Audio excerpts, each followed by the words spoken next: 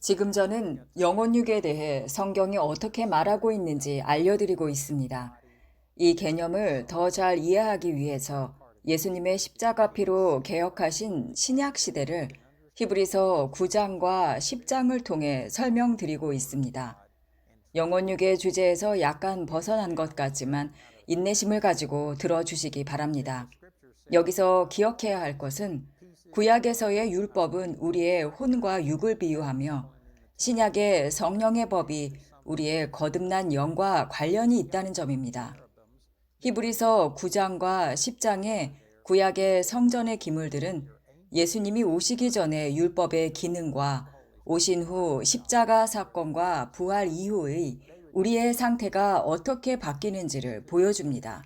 이것을 제가 계속 말씀을 통해 증명하는 이유는 그리스도인의 삶에서 하나님의 능력과 생명력이 잘 나타나지 않는 이유가 우리가 예수님과 우리의 거듭난 영이 하나라는 것을 잘 깨닫지 못하는 데서 기인하기 때문입니다.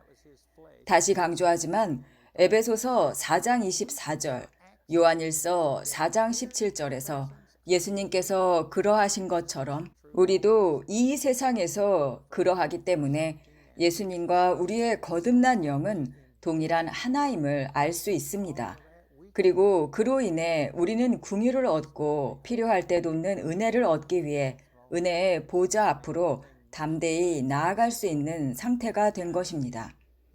히브리서 9장 8절에 보면 성령께서 이것을 나타내시는데 그룹들이 거기에 있는 한, 즉 휘장이 온전한 상태로 있는 한, 죄 많은 인간과 거룩하신 하나님 사이에 분리가 있는 동안에는 지성소에 들어가는 길이 아직 나타나지 않았다고 말씀하십니다.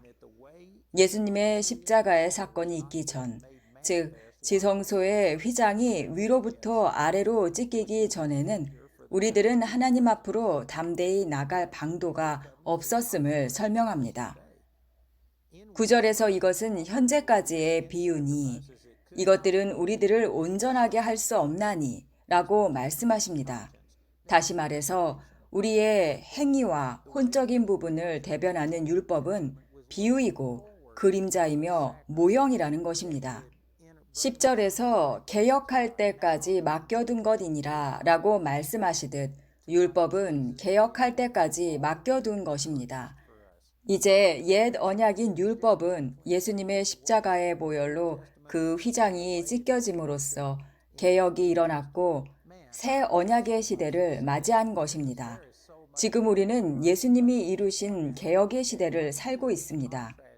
이제 신약 시대에 예수님께서 우리를 위해 이미 사놓으신 것과 해놓으신 일을 되돌아보고 감사하며 예배하는 것이 우리의 몫입니다.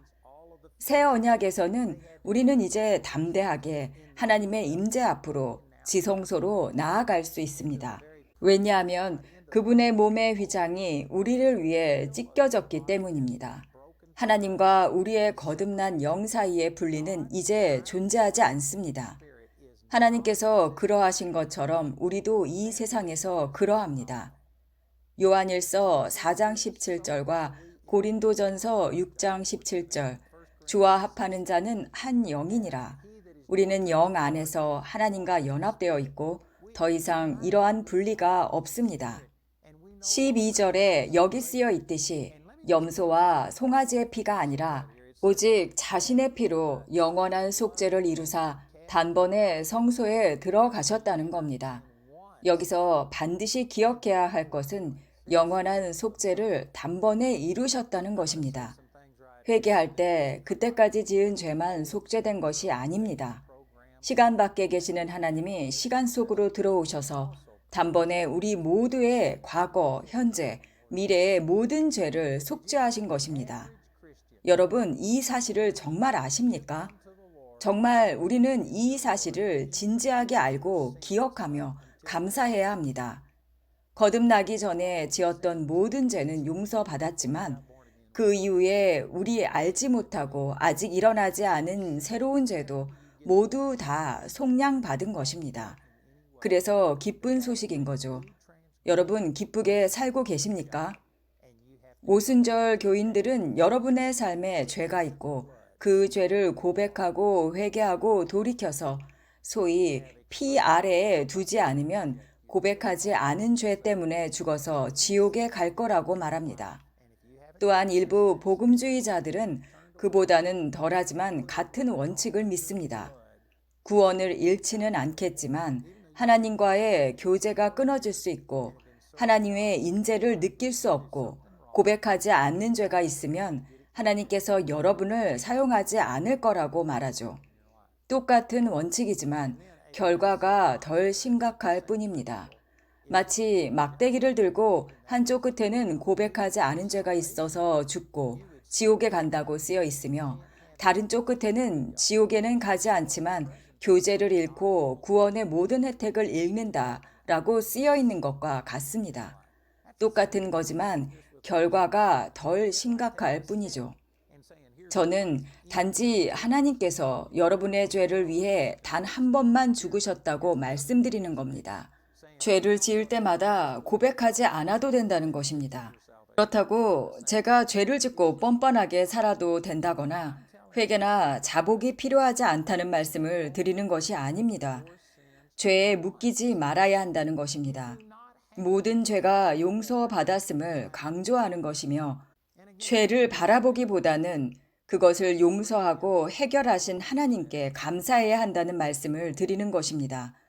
제가 말씀드리는 것은 여러분이 거듭났을 때 예수님께서 단번에 거룩한 곳에 들어가셔서 우리를 위해 영원한 구속을 이미 이루셨다는 것입니다.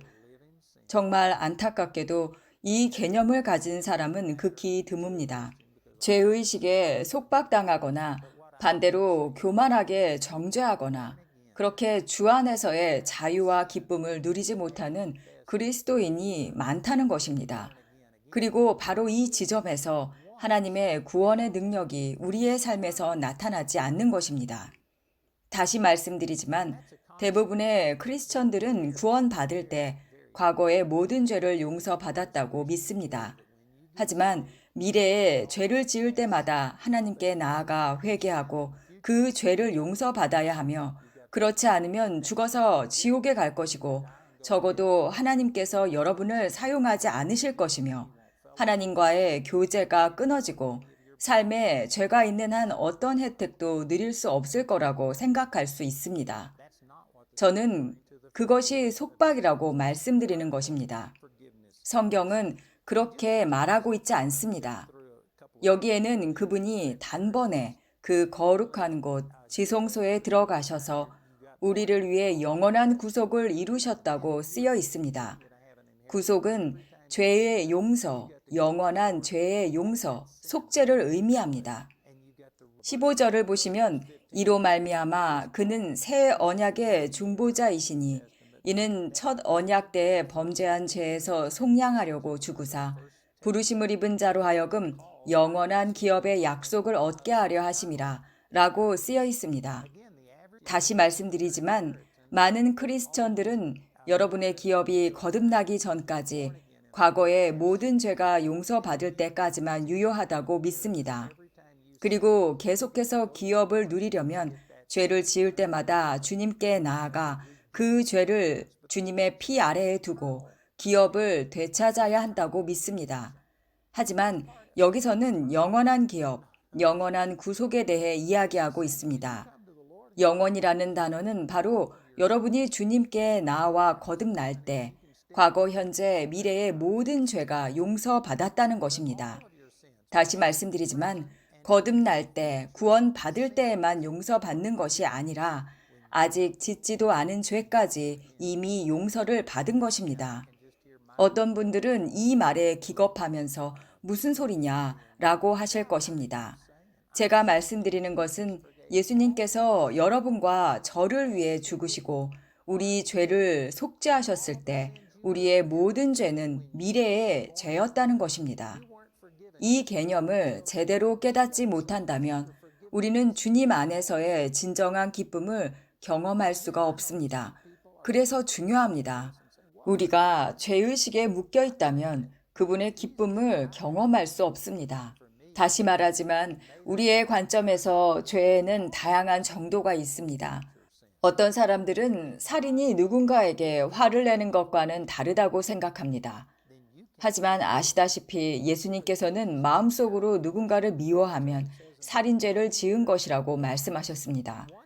그분은 마음속으로 여자를 탐하면 간음죄를 지은 것이라고도 말씀하셨습니다.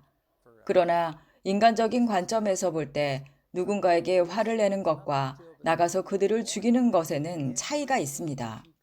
하지만 하나님의 관점에서 볼 때 그 둘은 그저 죄일 뿐입니다. 야고보서 2장 10절에 따르면 온 율법을 지키다가 한 조목에 걸려 넘어지면 전체를 범한 자가 된다고 합니다. 말씀드렸듯이 하나님의 법은 유리와 같습니다. 여러분과 제 앞에 거대한 유리가 있다면 총알을 쏴서 작은 구멍을 낼 수도 있고 트럭을 몰고 유리를 들이받을 수도 있습니다. 두 경우 다 어쨌든 유리는 교체해야 합니다. 이렇듯 인간적인 관점에서 볼 때 죄에는 정도의 차이가 있고 결과도 다르지만 하나님의 관점에서 볼 때 온 율법을 지키다가 한 조목에 걸려 넘어지면 전체를 범한 자가 됩니다. 그렇다면 거듭난 우리도 마음과 행동으로 죄를 짓지 않을 수 있을까요? 또 선을 행할 줄 알면서도 행하지 않은 자에게는 죄가 있다고 야고보서 4장 17절에 나와 있고 믿음으로 하지 않은 모든 것은 죄라고 로마서 14장 23절에 써 있습니다. 여러분이 완벽한 믿음의 삶을 살고 있지 않다면 또한 선을 행해야 한다는 것을 알고 있다면 더 많이 공부하고 더 많이 기도하고 더 많이 도와야 하는 생각을 하게 됩니다. 여러분이 하고 있는 것보다 더 많은 도움을 주고 다른 일에 참여해야 한다고 생각합니다. 그리고 만약 그렇게 하지 않는다면 그것은 죄가 됩니다. 그리고 죄가 어떻게든 여러분을 하나님으로부터 분리시키고 모든 죄를 회개해야 한다고 믿는다면 여러분은 평생을 끊임없이 무가치함과 회개의 상태로 살게 될 것입니다.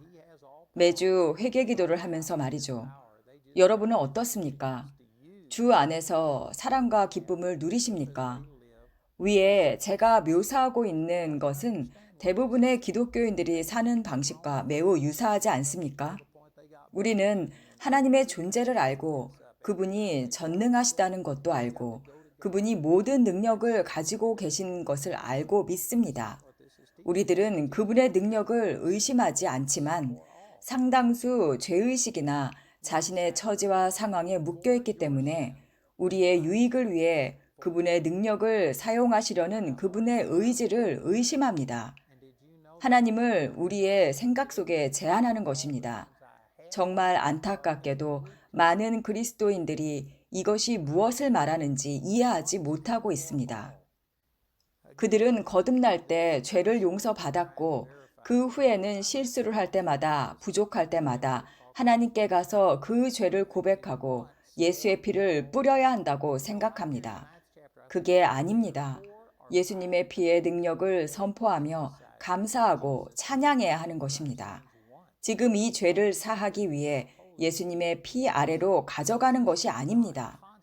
다시 말해 야고보서와 로마서에 선을 행할 줄 알면서도 행하지 않는 자에게는 죄가 되며 믿음으로 하지 않는 모든 것은 죄라고 하신 이 말씀은 반드시 그렇게 하라고 말씀하신 것이 아니라 결코 우리 모두가 그렇게 할 수 없는 존재임을 가르치는 것입니다. 이 말씀은 우리가 도저히 그렇게 할 수 없으니 예수님께서 모든 죄를 단번에 처리하셨다는 것을 역설하는 것입니다. 즉, 예수님 없이는 우리는 아무것도 아니라는 것을 강조한 말씀이죠. 10장에서는 여러분이 단번에 거룩하게 되고 온전하게 되었다고 말합니다. 9장에서 예수님께서 우리의 죄를 위해 단 한 번 죽으셨다는 것을 4~5번 강조하십니다. 예수님께서는 사람이 죄를 짓고 부족하고 회개하고 주님께 돌아갈 때마다 끊임없이 피를 다시 바르시는 것이 아닙니다. 그분은 피를 다시 바르실 필요가 없습니다. 전 세계에 수백만, 어쩌면 수십억 명의 기독교인이 있다는 것을 아십니까?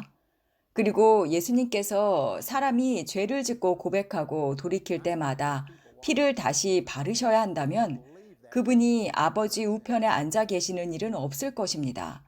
그분은 끊임없이 오르락내리락 하실 것입니다. 그분은 죄를 단번에 처리하셨고 그 후에는 아버지 우편에 앉아 계시며 하나님은 선물로 우리의 거듭난 영 안에 성령님을 보내시고 인치셨습니다.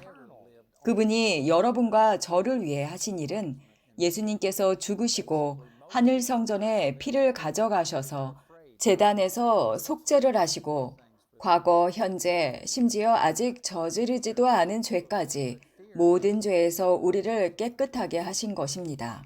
2000년 전에 말이죠. 그것은 거의 믿기지 않을 정도로 좋은 일입니다.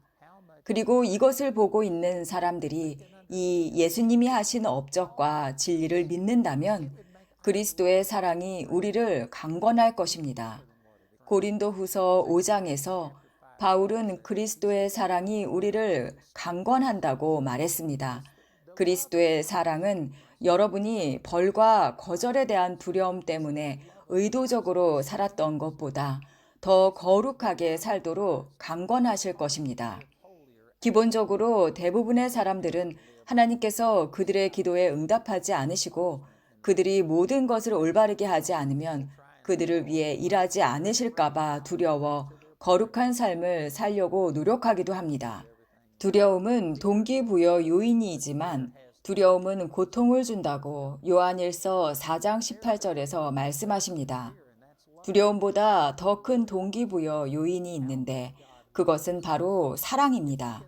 그리고 우리가 하나님께서 우리를 얼마나 사랑하시는지 정말로 이해할 수 있다면 그분이 우리의 모든 죄를 처리하셨다는 것을 정말로 이해할 수 있다면 그것은 그분에 대한 우리의 사랑을 지금보다 훨씬 더 크게 만들 것입니다.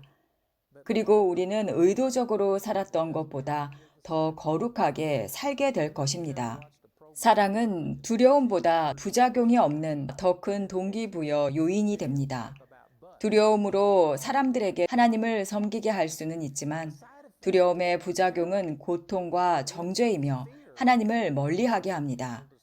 하나님의 사랑은 사람에게 동기를 부여하여 하나님을 섬기게 할 것이며 그러한 부정적인 부작용은 없을 것입니다.